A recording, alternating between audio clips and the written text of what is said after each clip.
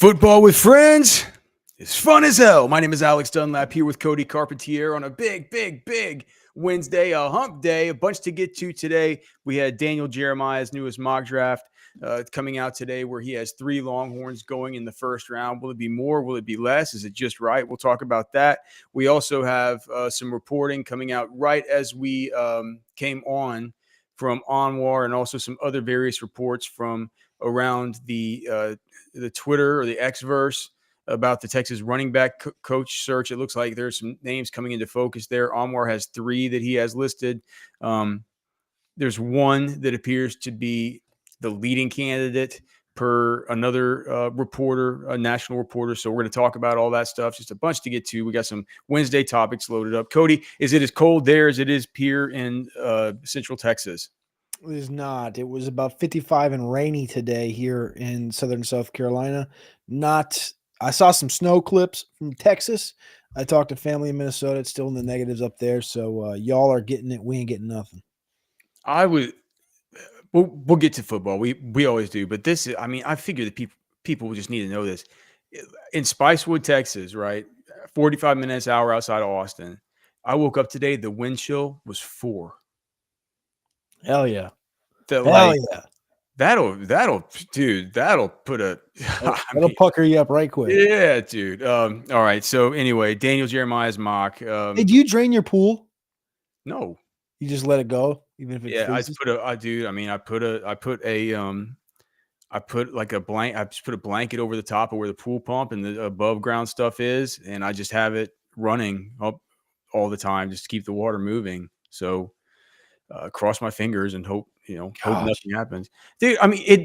During the 2021 snowpocalypse where it got down and it didn't get above freezing for like 7 days or whatever. It was fine. So Nate's takes in the chat I'm seeing here. Does Norton still have eligibility? Man, I think that Bill Norton, what was that thing he did on Insta? He kind of messed it up. He can't have a 7th year. Cody, do you know anything about this though? He posted a video and it was basically in remembrance of his season, and people took it as, does this mean Bill Norton's back?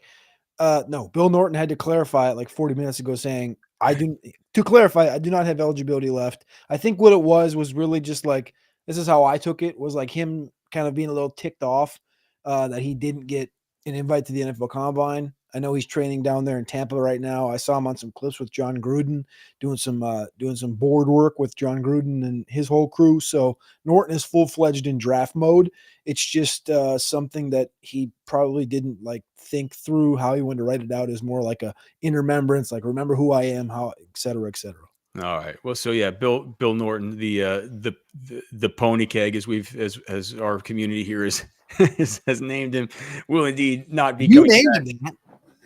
Well, we all kind of love it. All right. So Daniel Jeremiah's draft. We all know who Daniel Jeremiah is, right? NFL.com. Ooh. Ever since Mike Mayock took the job, what was really like a key. What is like Quixotic? Is that like the Don Quixote tilting windmills, right? He wouldn't try to be general manager of the Raiders, and he gave up his job with NFL media as the sort of the draft czar there. To do that, Daniel Jeremiah steps up into the role. He's been sort of the guy who leads that role for the last 5-6 years. He's the one that has the media conference calls and stuff like that. I think there's one of those this week, right, Cody? Is that on Friday, maybe?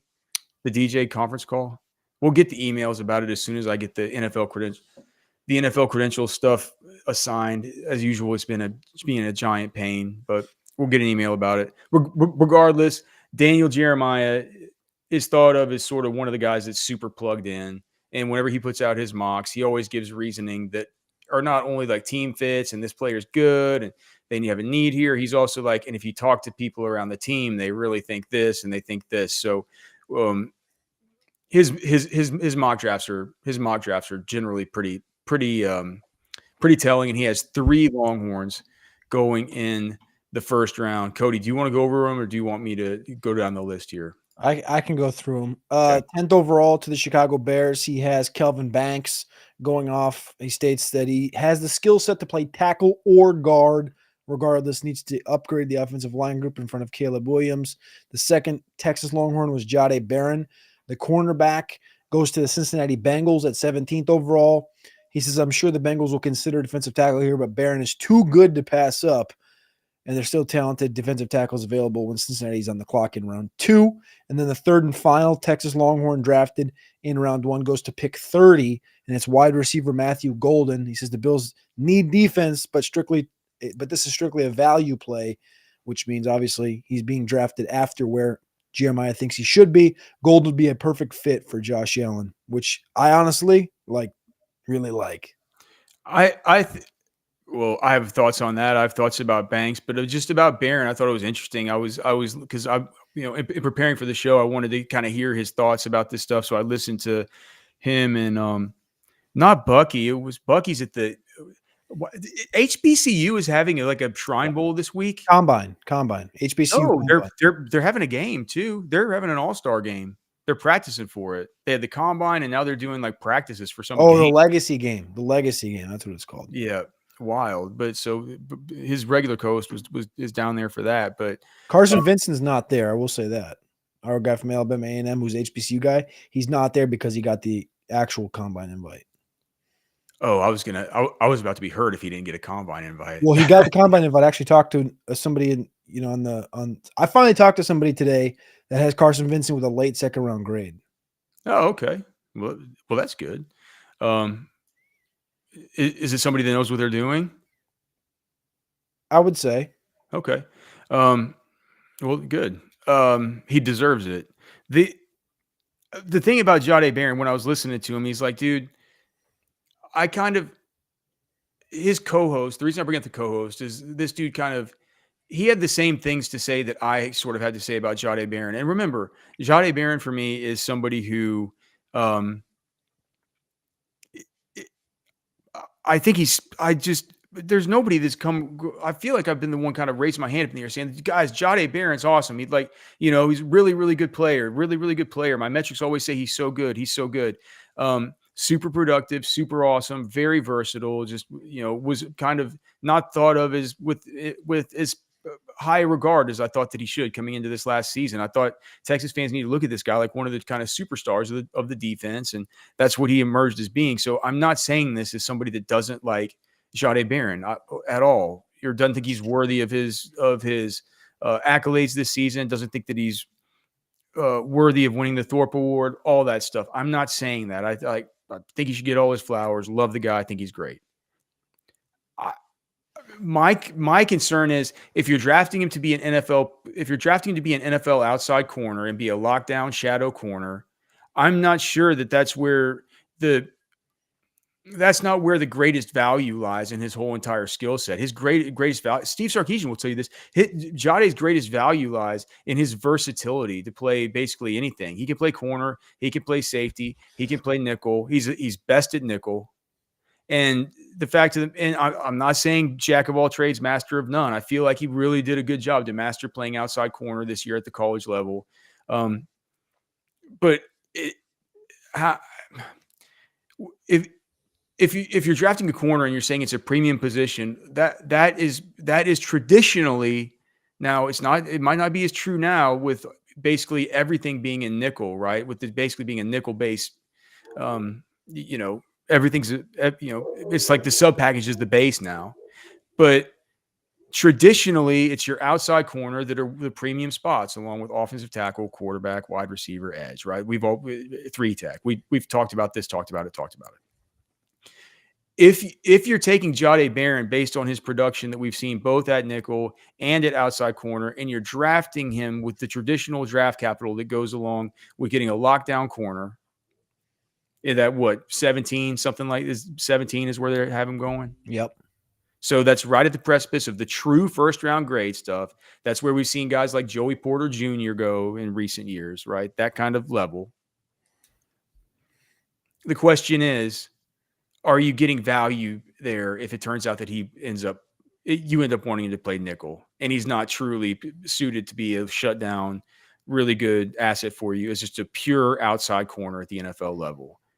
And what Daniel Jeremiah said about that, he's like, dude, after teams see what has happened with these guys who've had similar questions about their positions and whether they need to play nickel and stuff. Brian Branch, Cooper DeJean, and just sort of seeing the impacts that they've made on their teams, the Lions and the Eagles, respectively.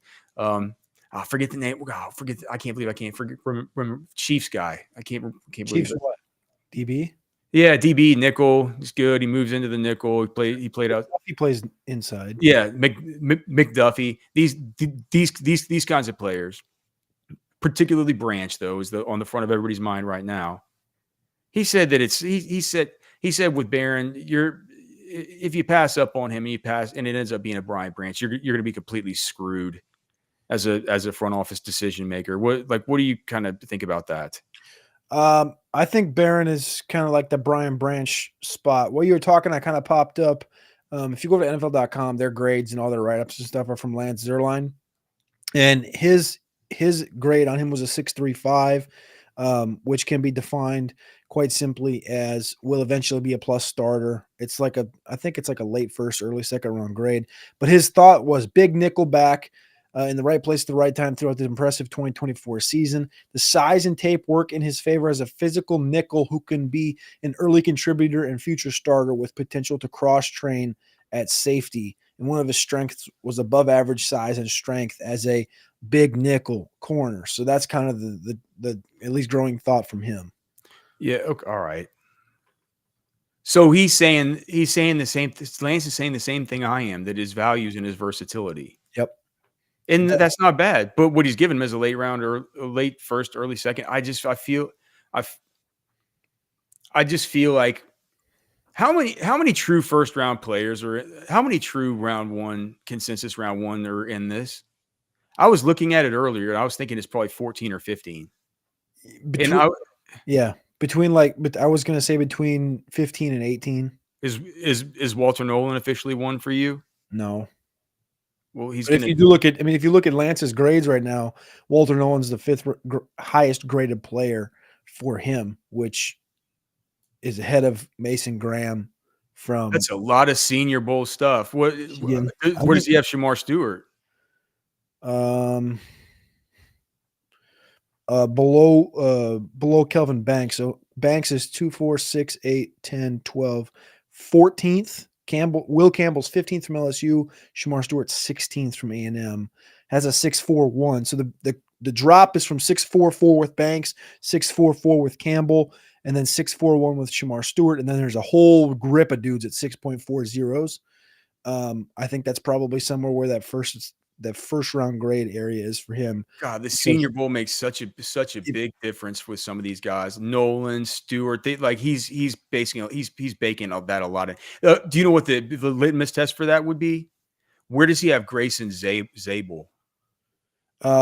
Grace Zabel is 6.27, so he's like 45th on this list. There's no numbers next to the names, but he's like 45th on this list. I would say 6.40 for Lance looks like it's probably first round grade, which tells me he's got 17. Yeah, I'm just wondering if Jade is true. Maybe his versatility is good enough to. Steve Sarkisian would tell you his versatility is good enough to make it be a first round grade. I just wonder about the whole thing about outside corner. Yeah, this is a second round grade. He doesn't have rounds attached to everything. What he has on NFL.com is essentially like a title. So it's like will be a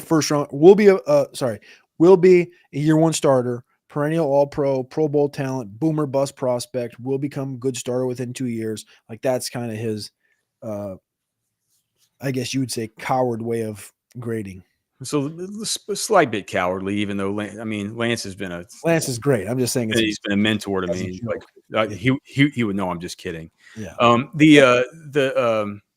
you ever heard him do his? Have you ever heard him do any of his Mac Brown on a mobile, or do any of this stuff where he does his impersonations? He does. I listened to his radio show in Houston probably 3 days a week on average. Have you ever heard him do Phillip Rivers? No, but I heard him do. He's got like this gambling guy that calls into the radio station. Yeah, and like they have him on YouTube, so it's like him, his producer, and John Granado, and then like they'd be like, "Oh, we'll be right back with, golly, what's his name? Like the Hinch, Tony the Hinch, the Hatchet Man, blah blah blah from like New Jersey, right? Yeah. And all of a sudden they'll be like, "We'll be right back with Tony the Hatchet Man," and then Lance will just disappear from the screen. So when they come back from commercial, Lance isn't there, but on the back end you can hear him call in, and he's like rattling off just everything. Oh, so The so grass in Green Bay this week is cut to 2.25 inches, a little bit, and it's just going. Oh, it's just he's good with that stuff. The guy's gives like out some fake phone number to call in and get the Hatchet Man's bets of the week. And yeah. I one day I called it and it just was a dead line. Yeah. Huh? All right. All right. And then so about Kelvin Banks, so I'm already kind of thinking about mock drafts and stuff like that. I actually went over to the Huddle Report today just to kind of check and see, get my mind back straight about where I'm ranking on that. And I see I'm like out of everybody in the world, I'm like, I think I was in like 27th place or something, but I was tilted because my 50 score from the Clyde Edwards-Helaire year, where I became one pick away from winning, the guy got me with Clyde. That's going to drop. So I'm going to drop unless I have a good mock this year. So I'm really thinking about, how it has to go at the very beginning. You have to get that right, or else the rest of the mock doesn't fall into place, and it gets cattywampus, right? And I just keep thinking, I'm like, oh, when we get to the Patriots, right? When we get to the Patriots, it's like, Just to clarify, as far as the Huddle Report goes, you are ahead of Daniel Jeremiah, who we're talking about right now. I am? Yes, you're a 41.2 5-year average. He's a 41.0. All right. Well, look at that. Maybe we should put my face on the on the thumbnail whenever I put out my mock draft. I'm not sure that would get the same number of clicks as DJ. But whenever New England gets there at 4, basically, okay. So with the first 3 picks, it's feeling more and more like me. Like Abdul Carter's probably going to go to Tennessee. And then Cleveland's probably going to take Cam Ward. And then depending on the Giants, it's like something between Cam. It feels like these first 3 picks in some order, and somebody might trade up to get Cam Ward. But it's just feeling to me like it's going to be some mix of Cam Ward, Abdul Carter, Travis Hunter. Do you agree with that? The first 3 are going to probably be those 3 guys? Yeah. Okay, so if that's true, then for New England – that they need offensive line help, and they want to do everything that they can to help Drake May. And so what DJ did here is I believe he sent them Will Campbell, right? Yep. And I would think it's like, it feels like a spot where they need to take offensive line. He copied my mock. Aaron Glenn comes from Detroit. He's seen what having a good being slow and steady, cranking along with the offensive line, right? Or I'm sorry, Aaron Glenn went to the New York Jets, so that wouldn't make sense. But it does make sense to think that when Vrabel was with Tennessee, they consistently added offensive line pieces. Taylor Lewan, left tackle. So it's even though I was totally wrong, I'm still right. It feels to me like offensive line is where they would go, and I'm just like, is Will Campbell really that much? Is he that much better than Kelvin Banks? I've started to watch him a little bit. I think there's less worry about his length. They're making a massive deal out of this length with Banks. It's undersized, his length. I'm like, I get it. I definitely get it. So the comps for Zerline, I wonder what you think of this. Skoronski, who obviously Peter Skoronski from Northwestern, went to the Tennessee Titans in the first round. Was like guard, and then Christian Darrisaw, the tackle from Virginia Tech that goes to the Vikings in round 1 as well.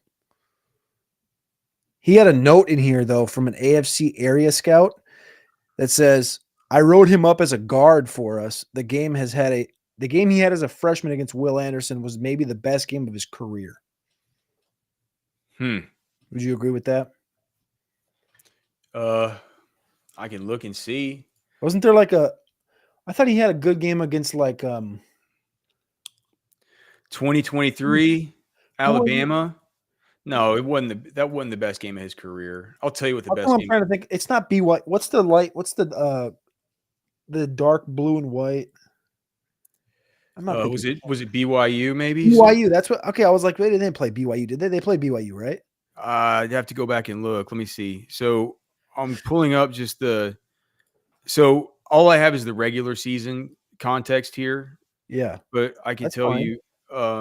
So Kelvin Banks' best game at Texas was 2024 versus Mississippi State. His second best was 2024 versus Florida. Um, But you hit this. These are his all-time. I'm looking at the same sheet as you are. These are his all-time games. wait, yes. So hold on, wait. So Banks Kelvin. 2022 against Iowa State was his best non-2024 game. His best 2022 game, yeah, his best non 2024 game was Iowa State in 2022. And then he didn't have an 80 grade. I graded him in that game as a 78.82. The Bama game. Yep. So I didn't have him above 80 in that one. Interesting. It's interesting to hear all the different thoughts about guys like, especially Kelvin Banks, because obviously I talked to the person that I think watches the most Kelvin Banks out of anybody besides probably Kelvin Banks and Kyle Flood. And that's you. And then you go and like you hear different thoughts like this. And then you also go and talk to different people in different circles at these events, and you hear what they think about Banks and what games they think they watched and what they think he looks like as a bender or his arms or play guard or this or that. But then I come back here and I know I can talk to you who like I say literally has watched more Kelvin Banks than maybe even Kelvin Banks himself. Yeah, maybe. I don't think Kelvin Banks. Well, yeah, he's probably watched back every snap that I'm he's sure he played. has, Yeah. but But yeah. What do you think? I see some people in the chat like JW Crunch and S Roan 45. They're bringing up the idea. They're bringing up Cam. Cam Williams. It feels like he's just out of the question now. I reached out to a couple people for some stuff from the war room, and basically I'll just say that there's pretty much not really a lot of first round conversation about that. But I'm gonna have something about that in the war room. All right. Well, if you have a nugget on that, it'll probably be better than anything that any little measly nuggets that I have. That'll be a good. You have some good nuggets. I know you will. That'll be good. Man, war room nuggets are hard, man. But yeah, we're trying. Hey, we're gonna have like 47 of them next week. I'll tell you that. I know that much. Well, they won't be hard next week. It isn't hard when you're just surrounded with people that can be sources, and you get to talk to every coach, every GM, and every player that's at the dang combine. All right. And then finally, what do you think about you said that you thought it's a great fit with Matthew Golden there, Josh Allen, Buffalo Bill, right? I keep on brain farting today, but that was with these AFC, I guess with the AFC East, but that was Buffalo Bills, right? Correct. Yeah. I love that. I've obviously did we write Golden up? Did I write him up? Whatever. I know I put Jordan Addison at least as his comp over on Roster Watch, and that's kind of where I see him. Something like a Jordan Addison. I can't remember who the other comp was on the list. Doesn't really matter. I mean, I put in my comp, dude, and it was the comp that I came up with through the second half of the 2024 season. And people could think it's cockamamie, but it's Odell Beckham Jr. Yeah. Oh, that's right. I think I had Santonio initially. I changed it to Addison, and you had Odell. That's right. I mean, you look at it, and I think that those games that you just explained, you said Odell, I said Addison. When I think of players like that, I think of players like Stephon Diggs. And Diggs, we saw excel in that offense. And I don't really think Diggs is like a purebred X. I think of him more as like a flanker type. Dude, honestly, Diggs isn't a bad comp for Golden. I know. That's what I'm saying. I'm going to add him onto the list. I don't think that's bad. About it until like this mock was made, and I'm like, well, I think when I think of Addison, I kind of think of Diggs. When I think of Odell, I kind of think of Diggs. When I think like that body type, how he plays. Diggs was a high-end recruit that got hurt, ended up being like a 5th-round pick because he broke his leg. Golden honestly kind of like did the reverse of that, and I think he fits in that offense very similar to how Stephon Diggs did. And that, like I said, I don't think he's a pure X. I don't think he's the most dynamic, but I think he's very savvy and very sound in his overall game as a Z. And I love them. I love the matchup or the connection, I should say, of a Josh Allen and a Golden. it fits in. It fits in perfect with what they currently have, because if they want to go to 11 personnel, Khalil Shakir is suited perfectly for the slot. Right, he's young. Keon Coleman is super young. He was just a rookie this last year, but you take some pressure off of him. Just I always forget about Keon Coleman in that damn offense. let him play. Just let him play a pure X. You don't need Mac Hollins in there. You know what I mean? Just get Keon Coleman going on one side, and then get Matthew Golden on the other side. Matthew Golden would probably emerge as that team's statistical receiving leader as a rookie. Yeah, I would. I mean, I would put cash on that. Well, if you go to Texas Beef Traders, you can save 10%. If you just got to tell them that you heard about them on Football with Friends. 10% off some of the most delicious meat that you could ever have. I can't I can't believe I got to keep telling you guys about Texas Beef Traders, but it truly is. I guess the thing that's easiest about having them as a sponsor is that once you go in and you taste this meat and you get to kind of experience what it's like to shop at a place like Texas Beef Traders, you get to meet Darren, you get to meet Shay, you go in there, you have a little bit of food, you shake their hands, you see the shop, you like everything's like, okay, well, this is what Alex and Cody were talking about. It's not just the steroid free, injection free, vaccine free, non-GMO meat from 3 different herds. One of these herds is 2,500 years old. Proprietary genetics featured at Michelin star restaurants. You can have that at your own house and know that it's good, clean protein that's super good for you. And you're supporting local ranchers, local businesses. Texas Beef Traders, TexasBeefTraders.com. Go in there and see them. And I put the QR code up there for the beef jerky too. Cody and I have 4 different lines of beef jerky that we are selling with Texas Beef Traders. The Football with Friends beef jerky, tasty as hell.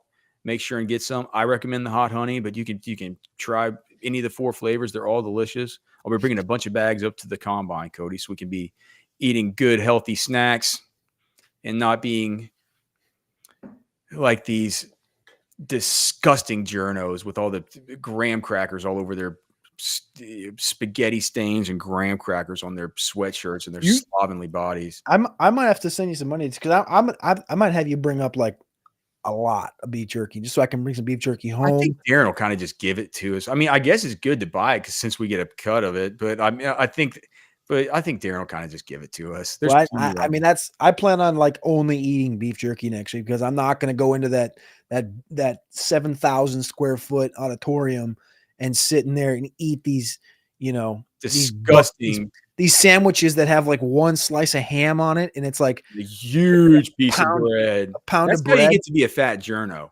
No, dude, I'm gonna go in there. I'm gonna rip this piece of jerky. I'm gonna rip this bag of jerky open, and they're all gonna go. Yeah. Is that hot honey? And I'm gonna go. Texas Beef Traders.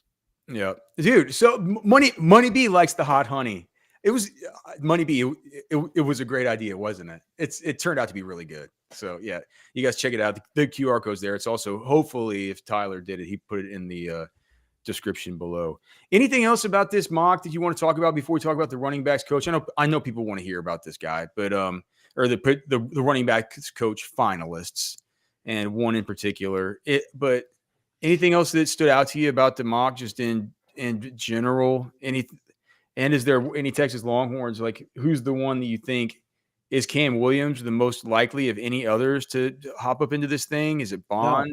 No, Bond. It's Bond. I mean, I'm going to continue. I've said this on a lot of pods the last couple of days, whether it's Roster Watch or other shows that I've guested on to do mocks, like Bond. Like the Fast Draft app that our friend Matt Kelly made for drafting rookies. I literally just got done. I think I'm in like my 16th draft, Alex. And I was looking at my portfolio of players, and my most owned receiver, my most drafted receiver, Bond. You can't read it. Bond, 68% of drafts I've taken Isaiah Bond, because I think that there's no better time. Of course, rarely you can't really draft or get stock in Bond right now. But I tell you what, a week from what? Probably tomorrow, a week from Friday, when we're sitting there making those prize picks, Bond. What do you think they'll put his at? 4.39? Hopefully they give us like a 4.39. Yeah, and we'll take the lower on that for sure, the less on that. Just unload, Yeah. unload. And I think Bond, I mean, like we've talked about, if Bond runs sub 4.35, I mean, you're talking round one conversation. Like it's going to be hard for teams in that back half, even like the Bills right there. It's going to be hard for the Bills. I think it'll be hard for the Commanders. I think it'll even be hard for the Lions, who have receivers and who have talent there, to just be like, well, this I mean, keep on. I mean, this is in. You saw how many points Detroit scored last year and how potent that offense was, They're and they not had gonna. Tim Patrick running routes out there for him. Yeah, but well, wasn't that when Jamison Williams was banged up? But that's the like. I So mean, I get it. It's just, but I mean, I guess Jameson's close to probably being up on his rookie deal. he just keeps getting in trouble anyway. So it's like I think he got like he didn't. I don't think he got in trouble, but the other day he got like pulled over or saw or somebody rolled up on him and he had like an unlicensed firearm. It's like allegedly, but I mean, you know what I'm saying? Like that's just unlicensed meaning he just he didn't purchase it correctly. something like that. Yeah, whether he didn't have a license for it or he didn't purchase it correctly, one or the other. He didn't That's go just like things that happen. It's Jameson's a special talent, but yeah. just Yeah, like man. more so my take was just like it's going to be hard for these teams to like the Rams. The Rams, if they lose Cooper Kupp, Alex, it's like Puka and what? Jordan Whittington is your wide receiver too? Like I love No, Jordan no, Whittington. no. Their wide receiver 2 is Jack Bech from TCU. Okay. See? But they need to make that Yeah, decision. Like yeah. Houston, Tank Dell may never play another down of football. Who knows, right? Like we expected to, but Diggs isn't going to be back there. You have to say no to 4.3, 4.40 and Isaiah Bond and that talent and that youth. He's still 20 years old. I think he just turns 21 this month or next month. It's like I think there's a real shot if you can get odds. I don't know if you can get odds right now on Bond being a first round pick. They'll come up at some point in the next couple Yeah. of months, but I like him if he runs Yeah. fast enough. We're certainly going to be talking about those here on the show, and it's like we always talk about, man. Prize picks for the combine. Make sure you guys tune in next week because it is a generational wealth opportunity. It's those.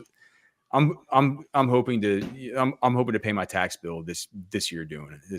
It's a big deal. It's like getting in contact with Andy Ludicky. It's like it's as easy as that. Andy's rich, and he's going to help you find your perfect franchise at myperfectfranchise.net. You can call him 404-973-9901. He's the owner of myperfectfranchise.net. And, what this is a company where he helps match you up with a franchise that fits, something that is something that aligns with your goals, right? Like, what are your goals at your job? Like, are you looking to leave the corporate rat race? Are you looking for a side hustle? Just you want to diversify, build wealth, leave a legacy for your kids. Well, that's where Andy can help. He's a franchise consultant. He's a franchise owner. He helps people find franchises that fit their skill sets, their financial requirements, the amount of time that they're able to commit. And his services are 100% free. He's here to help you with any questions that you have about business ownership. So it's like totally free. And when you talk to him, he's going to tell you how it's nothing's easy. It's not a get rich quick thing, but like there's a pathway, right? There are pitfalls to avoid here. Andy's here to help. He's a great friend. He's a great sponsor. We love Andy Ludicky. We love My Perfect Franchise, myperfectfranchise.net. And gosh, is he rich? Just rich. Rich. myperfectfranchise.net. Also, while we're talking about our sponsors, we got to thank our great sponsor. Getting close to 600 of you guys in the Specs chat line. It wouldn't be possible without, of course, Specs. With hundreds of wines on sale, Specs is turning these aisles into the ultimate love story. Uncork something special during Specs' huge wine sale, going on now. Specs, the fun starts. All right, Football with Friends. Cody and Alex, we're here every night from 6 to 7 p.m. Central Time. A quick programming note for the next couple of days. So sorry to say no show tomorrow night. We just couldn't get it done with various schedules and wives out of town and wives at work. And like Cody and I just we couldn't make it work. So sorry, but we'll be back Friday for Final Takes Friday, and then we will be traveling on Monday to get down to the combine in time to get up and have coverage for you guys starting bright and early Tuesday morning. So we won't be getting into Indy in time to do the show. So, but we'll have shows Tuesday through Friday of next week. There could be a change in the show of like 30 minutes, one way or the other, depending on kind of when the event's end and, you know, all the rest of the stuff. So, but we'll keep you abreast of that, and we should be on a fairly regular schedule starting next week. All right, Cody, let's talk about the running back coaching search. The first guy that there was reports that came out a little bit earlier today, maybe like not really earlier, 15 minutes before the show started, and that was that Chad Scott, the West Virginia running backs coach, former co-offensive coordinator with Neil Brown, but then retained by Rich Rodriguez as just a running backs coach, I believe, without the offensive coordinator title, from West Virginia, has emerged as the leading candidate. Mm-hmm. I've done some research on him because that was the only name I had heard coming into the show. But then Anwar drops a report literally as the show's starting, and he'll probably fill you in on all this tomorrow with all of what his sources said. But we can, you know, the reports out there. We have to talk about it. Why don't you go over some of the other names and some of the highlights? Well, I think that's the key one there is Chad Scott, West Virginia, who he said emerges the leading candidate according to other sources. He's had a running back. He had two running backs this last year, CJ Donaldson, who's now at Ohio State. Those two guys combined for 3,200 yards and 33 touchdowns. Well, him and Jaheim White. Yeah. Yep. They've been, they were good. And obviously Donaldson got kind of poached or recruited or transferred up to Ohio State. I don't really know a ton about any of these other guys. The only guy, like I said to you, was Chad Scott, that really from West Virginia, that I knew a little bit about. But yeah. Who are the others? Oh, who are the others? Sorry. Georgia Tech's Norval McKenzie. He's an Atlanta native, Division I level for 12 seasons. And then the other one was Nebraska's EJ Barthel. He's in his third season at Nebraska as the running back coach. He's been with Matt Rule for 6 years, including Carolina and Temple. Does it say where he's from? I'm actually looking that up on Wiki right now. It doesn't say where he's from. Okay. So with Chad Scott, this guy, obviously, I mean, it wasn't like he's a name that was on it wasn't like I go around thinking about who everybody's running backs coach is and stuff like that. But one thing that you do know about West Virginia is West Virginia's had good running games recently. They just have. And when you look at it, it's like, so in 2024, the rushing offense was number 9 in the Power 4. In 2023, I can't believe they were number 1 in Power 5 schools in 2023. 2022 doesn't have listed where they were, but they averaged 171.5 yards per game. That was with Tony Mathis, Justin Johnson Jr., CJ Donaldson, Jalen Anderson. In 2024, it was Jaheim White, CJ Donaldson, and then Garrett Green also rushed for a bunch of yards. In the 2021, he had Letty Brown. He went for over 1,000 yards. He had 14 offensive touchdowns. 2020, most improved offensive in the country in terms of total yards. That was his first. That was his first game there with them. That was his first season there with them before he was previously at North Carolina. And then he was at Kentucky before that. And he was at Texas Tech before that. Get this. Texas Tech, he was guess who he was the running backs coach for there? In what year? 2000. It would have been 2000. He was at Texas Tech from 2010 to 2012. It wasn't anybody particularly that good. I don't know. I got nothing. It's my friend Brian Batch's little brother, Baron Batch. the violinist in my old band Alpha Rev. Oh, okay. Wow, that was it. That was the dude. That group, those brothers are the most talented group of brothers that I've ever met in my life, and especially coming from the circumstances they came from. They came from circumstances that I mean, they had it tough. They ended up having to kind of all go live with their friends' parents. You know what I mean? They kind of get adopted by friends. Our cellist, Dave was the family that brought in Brian. And so, of course, those guys are best friends. That's why they're so good at jamming together. If you guys listen to Roster Watch, if you hear the Roster Watch theme song coming in, that's Dave and that's B Batch and that's me. And you can hear just B Batch wailing on the violin and Dave on the cello. But do you know what B Batch does now? He has a restaurant in Austin called Bird Biscuit. That sounds like a breakfast spot. That's pretty dank, dude. Cody, I think they got a Michelin star. I think Okay. so. I'm not sure either that or they were up for one, but I think that they got a Michelin star. Let me just see. America's #1 cheapest Michelin starred restaurant. Oh, that's a different one. That's Whole Bird. I don't know what the hell that is. They were either up for one or they got it. Regardless, he's doing awesome. Baron Batch goes on to Tech. He gets to play in the NFL. And then their other brother Brandon is like at age like 24. It was like he got elected to the U.S. House of Representatives.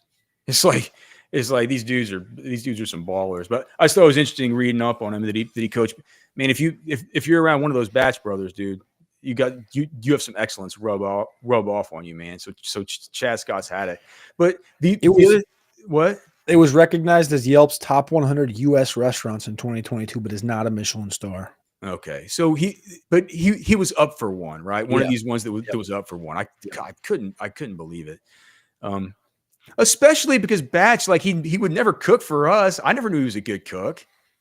It's just wild to me. It's like I think usually the good ones don't usually. I mean, maybe they don't, especially when they're on your boys. I wouldn't probably want to be like, hey, let me cook for you. We were poor, dude. We're struggling on a tour bus and stuff. I would have liked it if B-Batch, if I knew he could have cooked, especially some biscuits for sustenance purposes.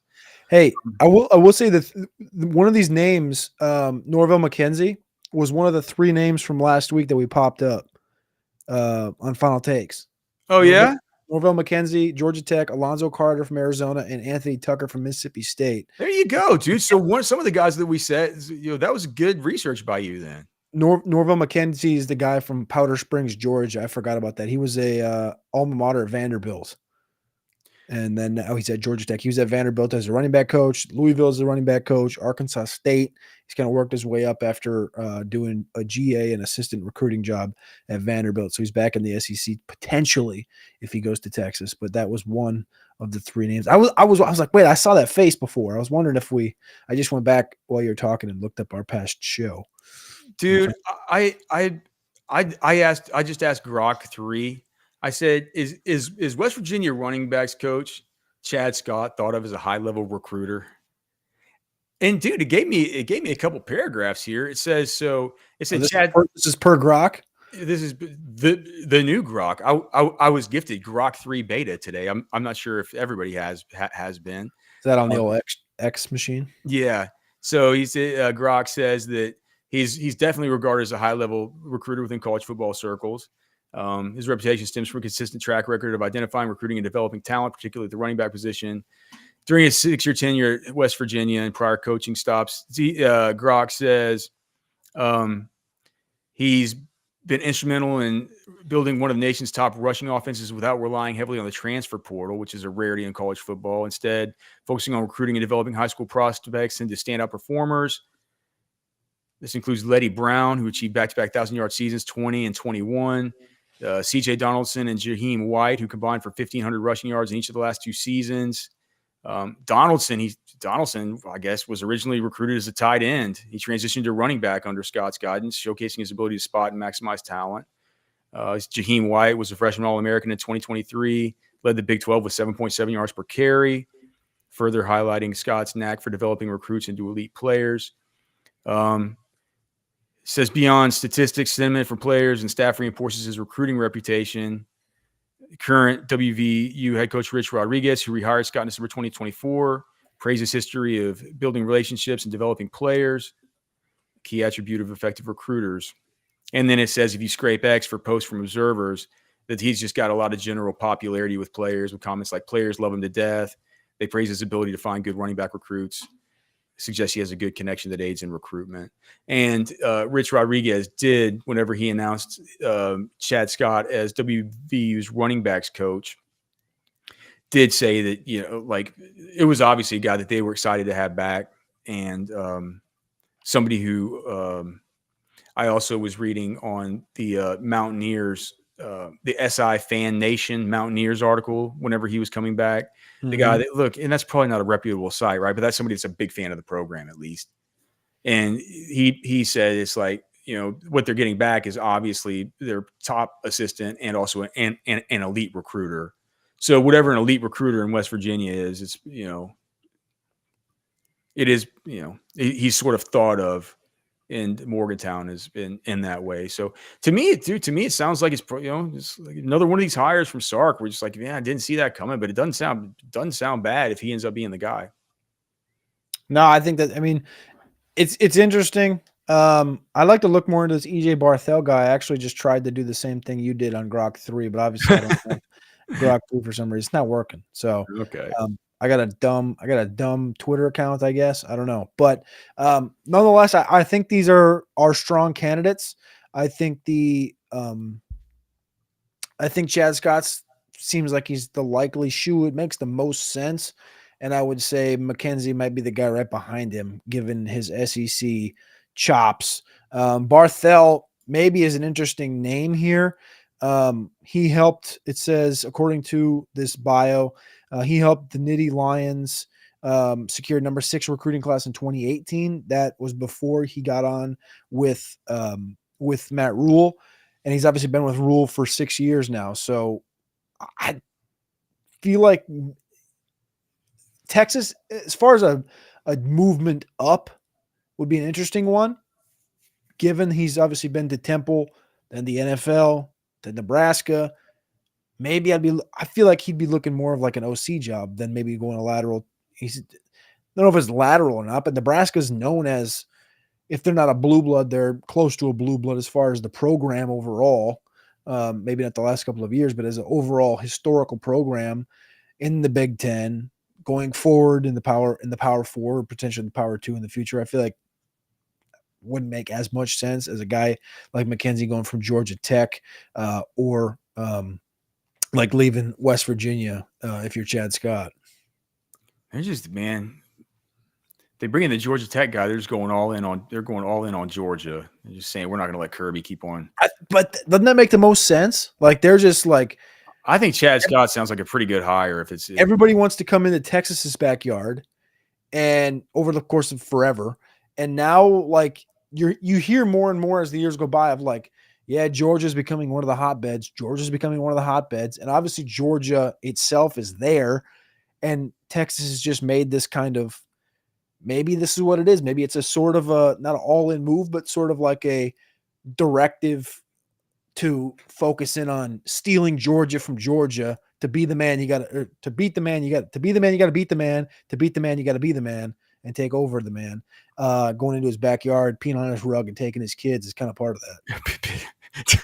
Taking his kid. We never say taking their kids, man. We say we're going to eat their snacks. Man, you can't be taking kids. I'm not eating snacks, man. I'm going there to take Justice Terry out of your backyard. Okay, right. Taking those kids. I'm coming. Okay. Mark didn't even knock. He just kicked it in and said, "Give me Justice Terry." That's done. All right. Well, give me this guy. Give me this guy. Bang, bang. Going to Georgia Tech. Well, who's Georgia Tech looked good last year. Georgia Tech's done good relatively from an NIL perspective, from a recruiting perspective the last couple of years. Okay. Who knows those streets? The GM does and the running back coach. Bang, done. All right, cool. Let's keep on adding dudes with connections to Georgia. Why not? Yeah, it's like Texas gets 2 guys back for it's like the Blake Gideon trade. Fair We'll- trade. Also, interesting note. I don't know if We'll this ship is you Blake any, Gideon. Let's get a GM and a running back coach out of it. any attachment to Gideon or not, but Javion Osborne got a Georgia Tech offer yesterday. Probably. Look, schools are going to just offer Javion Osborne. Yeah, but Georgia- they hadn't to this point, and then Blake Gideon goes there, and then within 2 days or a week, hey, you guys probably go offer that running back. Like they can't have Javion Osborne. Just let him. I'll just tell him. Alex says no. You can't do it. Anything else you want to get to today, man? You want to get out of here? yeah, I mean, we can get out of here. That sounds good. I got some notes. I'm working on a couple NIL columns going forward. We're going to see what happens. We'll talk about them on Friday. We'll have some nuggets in the war room tomorrow for the NFL draft, prepared for final takes, and then obviously for the big week at the NFL Combine. And then all of a sudden, spring camp will be here. So you guys just got to stay tapped in. We'll get you there. Now, you can email us, fwfemails@gmail.com. You can find us on X at Alex Dunlap NFL, at Cody Carpentier.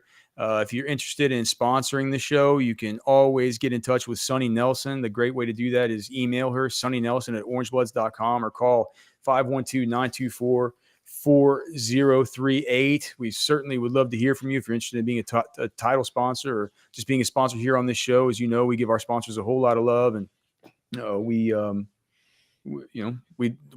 our great sponsors like Poncho Outdoors, like Texas Beef Traders, like MyPerfectFranchise.net, and of course the great people over at Specs Wine, Spirits, and Finer Foods.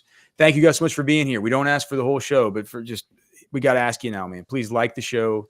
Please subscribe to the channel. If you're on YouTube, that helps us a ton. If you want to comment on the show, that helps us a ton. Cody? I was just going to say one thing because I put a poll in the chat and I didn't tell you I did it. Okay. And I wanted to see what people would do. I said, favorite beef jerky flavor, hot honey, cowboy blend, jalapeno garlic, smoked garlic. The winner, hot honey. It's a really good beef jerky flavor. It's a really good beef jerky flavor. You guys should check it out. The link is in the description below. The link is right there in the QR code. And again, please tell your friends about the show. Please come back and watch the show. Super easy, man. If you just do that, we'll keep doing it. All right? Love you guys, man. God bless y'all. We'll see you on Friday for final takes. And then we're off to Indy. Stay warm out there. All right? For Cody, I'm Alex. We're done.